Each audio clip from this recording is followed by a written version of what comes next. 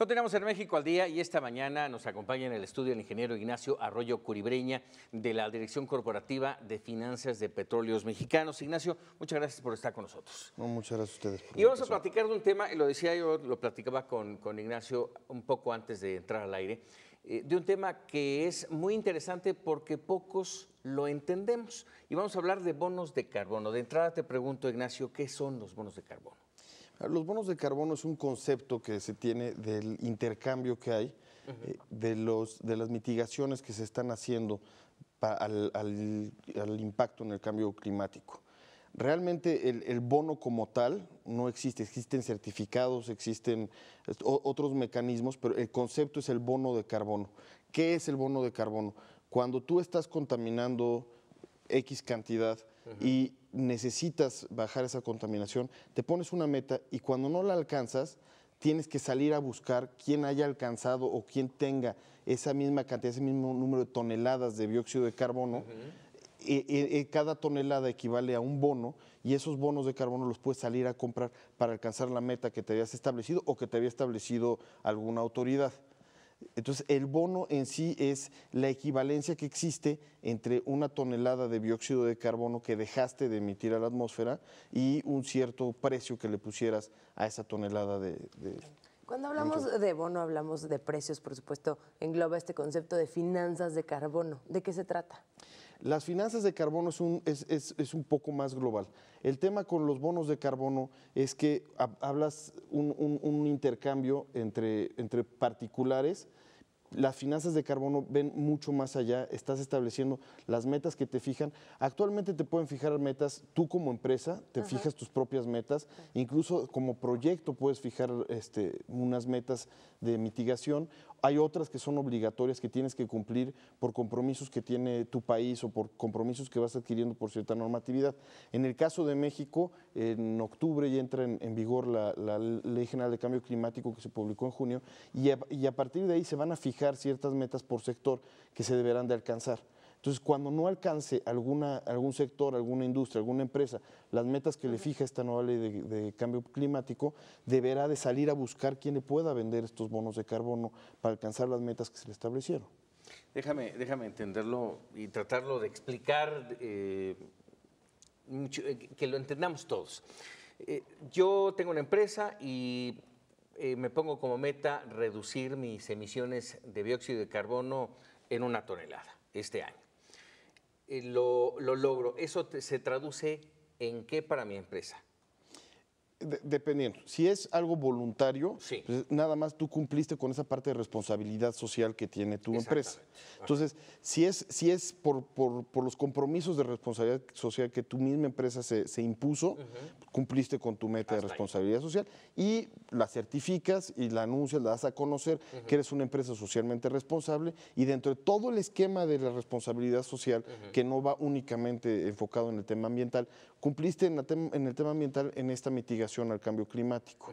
Ahora, si ya quiero obtener un bono, aquí hay dos factores. Si tú lo hiciste de manera voluntaria, podrías generar un ingreso a tu empresa por esa tonelada que mitigaste. Entonces, una vez que la mitigas, bueno, es todo un proceso, porque tienes que encontrar, existen varios mercados en los que puedes participar y varias maneras de certificarte. Lo que todo mundo conoce, lo que más hemos escuchado todos es el protocolo de Kioto, que es el mercado más grande que existe, se deriva de ahí porque se fijaron ciertas metas y hay países que pueden salir a vender. El caso de México es de los países que pueden salir a vender. Entonces, tu tonelada como empresa mexicana podría salirla a vender a algún país que tenga compromisos dentro del mercado de Kioto. Para esto tendrás que cumplir con todo el proceso de registro de tu proyecto y tu tonelada dentro del mercado, dentro del protocolo de Kioto, enfocado a las reglas que para esto tiene la ONU que ver que se están cumpliendo. Ignacio, ¿por qué México sí puede salir a vender? Y ahora que mencionas el protocolo de Kioto, ¿cuáles son los otros países que también pueden hacerlo? Mira, el protocolo de Kioto, cuando se fijan las metas a nivel internacional, se establece que los países desarrollados son países que históricamente venían contaminando mucho para poder alcanzar ese desarrollo en el que hoy se encuentran. Entonces, como una manera de compensarle a los países que vienen en vías de desarrollo y en vez de desarrollarse como los que ya están industrializados de una manera contaminante, que lo hicieran de una manera menos agresiva con el medio ambiente, se estableció que los países en vías de desarrollo pudieran, que todas las mitigaciones que logren o todas aquellas emisiones a la atmósfera que dejen de generar en su proceso de desarrollo o en el desarrollo de su industria, pudiera vendérsele a aquellos países que ya están desarrollados y que no alcanzaron las metas que se habían fijado a partir del protocolo de Kioto. Es que suena interesante, nos deja una incógnita finalmente. ¿Quién o cómo hacer que la contaminación se convierta en un bien monetario en este caso?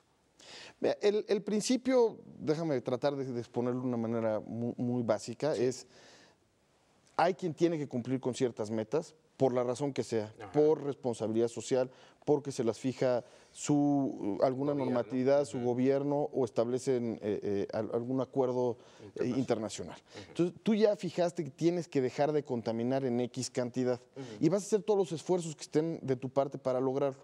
¿Qué pasa si por alguna razón no lograste esa meta? Tienes dos cosas. Primero, no cumplir tu meta. Si fue voluntario, pues no la cumpliste. Y segundo, si era obligatorio, tendrías que ir a pagar una multa. Lo que se busca es que estas multas sean ridículamente altas para que incentives que en vez de que pagues una multa, salgas a comprar bonos de carbono. Estos certificados, estas mitigaciones que otra empresa o que otro proyecto haya logrado. Y existen mercados tan pequeños que son intraempresas. Hay empresas que dicen, vamos a fijarnos, pero dentro de cada área de la empresa tenemos que lograrlo y las mismas empresas empiezan a comercializar las mitigaciones que van logrando. Entonces, esto va creciendo, es tan pequeño como en una misma empresa puedes tener un mercado de carbono y llega hasta los niveles internacionales que hoy conocemos. Tan simple y tan complejo, ¿no? Sí. Porque, hazte de cuenta, vuelvo a hacer el ejemplo, soy una empresa que no cumplí con mi mitigación de emisión de dióxido de carbono. Voy a ir a comprarle a otra empresa que sí lo logró. Bueno, yo como empresa no cumplidora pierdo dinero, pero ¿de qué manera me pongo a mano con esa compra? Mira, por dos maneras. Primero, si era obligatorio, cumples con lo que te exigía o una norma o una ley. Eso. Si es en ese caso, todas las normas o todas las leyes traen una penalización, una multa para aquellas empresas que no lo cumplieran. Entonces, dejas de pagar esa multa porque logras la compensación con otras empresas. Y cuando es un tema voluntario, lo haces porque es parte de tu compromiso de responsabilidad social. Así es. Ahora, aquí hay algo que no había comentado, que yo creo que sí es importante mencionarte. El mercado más grande que existe, que es el mercado europeo, a partir de enero del próximo año, México no podrá participar. ¿Por?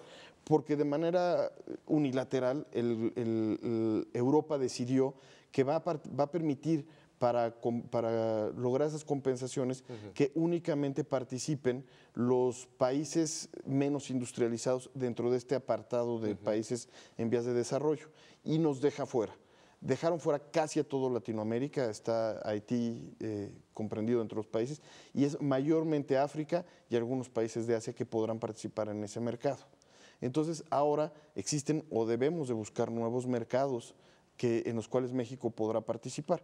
Ya se va a ver un mercado interno derivado de la nueva ley de cambio climático, de la Ley General de Cambio Climático, pero además habrá que buscar otros mercados donde se puedan colocar estas mitigaciones que se vengan realizando en México. Todo esto, Ignacio, que se está haciendo, ¿cuál es el beneficio a largo plazo que está obteniendo para el medio ambiente, para el planeta? Primero es mitigar, es dejar de contaminar. Lo que se busca es regresar a... Veníamos contaminando en un ritmo que cada vez era más la contaminación y obviamente el impacto al medio ambiente lo vemos y lo sentimos todos. Creo que es algo de las pocas cosas que no podemos cuestionar. Claro. Entonces, lo que se está buscando es, en una primera etapa, de regresar a los niveles que teníamos hace 2 décadas. Cuando alcancemos eso, lo que se vislumbra es que vamos siempre a buscar ir más allá y estar cada vez contaminando menos. Industrias más limpias. Industrias más limpias, energía más eficiente, buscar que el impacto al medio ambiente sea cada vez menor. Eso es lo que estamos buscando con esto.